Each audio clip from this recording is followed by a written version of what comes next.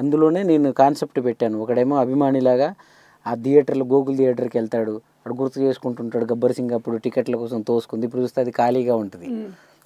శిల్పకళా వేదికకి వెళ్తాడు, అక్కడ ఆయన సభలు జరిగినవి చూస్తాడు, ఇప్పుడు ఏమో చూస్తే వెలవెలబోయి ఉంటుంది. ఈయనకి వచ్చిన గొడవ ఏందబ్బా నువ్వు ఇలా అయిపోయావు అని చెప్పి ఆడ ఫీల్ అవుతుంటే, ఇంకొకడు వచ్చి లేదు నువ్వు ఫీల్ అవ్వకు, ఆయన వస్తాడు సో అని చెప్పే ఇలాంటి చేసి ఒక ఇన్స్పిరేషన్ కలిగి ఆ టైంలో ఆయన చూసి చాలామంది పవన్ కళ్యాణ్ అభిమానులు అందరూ కూడా నాకు అన్న కరెక్ట్ టైంలో మాకు బూస్ట్ ఇచ్చావని, పవన్ కళ్యాణ్ గారు చూసి చాలా ఎమోషనల్ అయిపోయి హరీష్ పాయ్ అని ఆయన దగ్గర ఉంటారు కొరియోగ్రాఫర్, ఎప్పుడు ఆయనతో నేను మా అబ్బాయితో మాట్లాడాలి ఫోన్ కలపండి అని చెప్పి కలిపారు. తర్వాత మళ్ళీ ఏదో సడన్గా ఎవరు పిలిచారని మళ్ళీ మాట్లాడతాడన్నారు, తర్వాత అది కుదరలేదు. నా దగ్గర ఉన్న ఒక మైనస్ పాయింట్ ఏంటంటే ఆ చిన్న సంఘటన చాలు వెళ్ళి వాళ్ళని కలవడానికి, మళ్ళీ వాళ్ళే చేస్తారేమోలే అని మొహమాటంతో.